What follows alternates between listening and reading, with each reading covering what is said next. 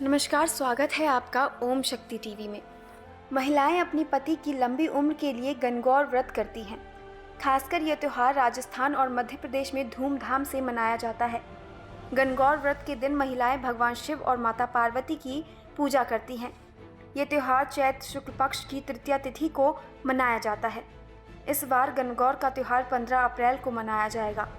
गणगौर का अर्थ है गण शिव और गौर माता पार्वती दोनों की साथ में पूजा करना।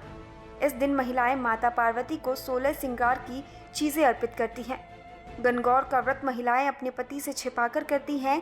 इतना ही नहीं, पूजा में चढ़ाया जाने वाला प्रसाद भी उन्हें नहीं देती। इस दिन महिलाएं माता पार्वती को गणगौर माता के रूप में पूजती हैं। कुंवारी कन्या भी अच्छे पति की कामना के लिए इस व्रत को रख सकती हैं। पौराणिक कथा के अनुसार होली के अगले दिन माता पार्वती अपने मायके चली आती है और भगवान शिव 8 दिन बाद उन्हें वापस लेने आते हैं। इसलिए होली के 8 दिन बाद यानी प्रतिपदा तिथि को इस त्यौहार की शुरुआत होती है।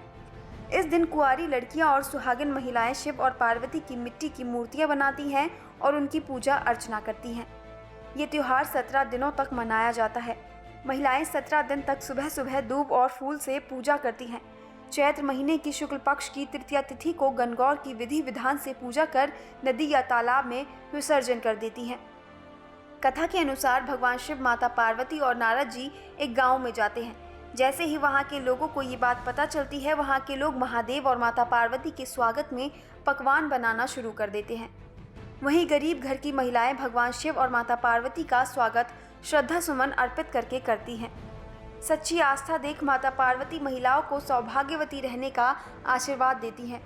जब कुलीन घर की महिलाएं मिष्ठान लेकर आती हैं तो भगवान शिव कहते हैं, पार्वती अब आप इन्हें क्या आशीर्वाद देंगी। माता पार्वती ने कहा, जिसने भी सच्चे दिल से मेरी आराधना की है उस पर सुहागिन रस की छींटे पड़ेंगी। तब पार्वती ने अपने रक्त के छींटे बिखेरे जो कि उचित पात्र में पड़े।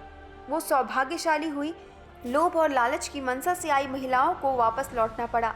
इसके बाद माता पार्वती भगवान शिव से अनुमति लेकर नदी किनारे स्नान करने जाती हैं। माता पार्वती नदी के किनारे बालू की मिट्टी से भगवान शिव की प्रतिमा बनाकर पूजा करती हैं और प्रसाद में बालू से बनी चीज़ों का भोग लगाती हैं। जब माता पार्वती पहुंचती हैं तो शिव जी पूछते हैं, आपको इतनी देर कहाँ हो गई।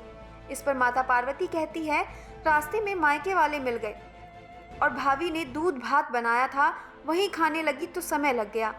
भगवान शिव पहले से सब जानते थे। उन्होंने कहा, चलो मैं भी चलता हूँ, आप तो खाकर आ गई, मैं भी दूध भात का स्वाद ले लेता हूँ। माता पार्वती अपनी बात को सच साबित करने के लिए अपनी माया से एक महल का निर्माण करती हैं और भगवान शिव का उसमें स्वागत सत्कार होता है। फिर वापस लौटते समय भगवान शिव कहते हैं, मैं अपनी रुद्राक्ष की माला भूल आया हूँ। माता पार्वती ने कहा कि मैं ले आती हूँ। भगवान शिव ने कहा, नारद जी ले आएंगे। जब वहां नारद जी पहुंचे तो देखा कोई महल नहीं है और उनकी माला एक पेड़ पर लटकी थी। नारद ने महादेव को सभी बात बताई। उन्होंने कहा, ये देवी पार्वती की माया की रचना थी।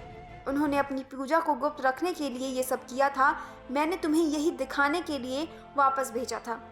धर्म की ऐसी ही बातों के लिए देखते रहें ओम शक्ति टीवी और साथ ही like, subscribe, share and comment करना बिल्कुल ना भूलें। धन्यवाद।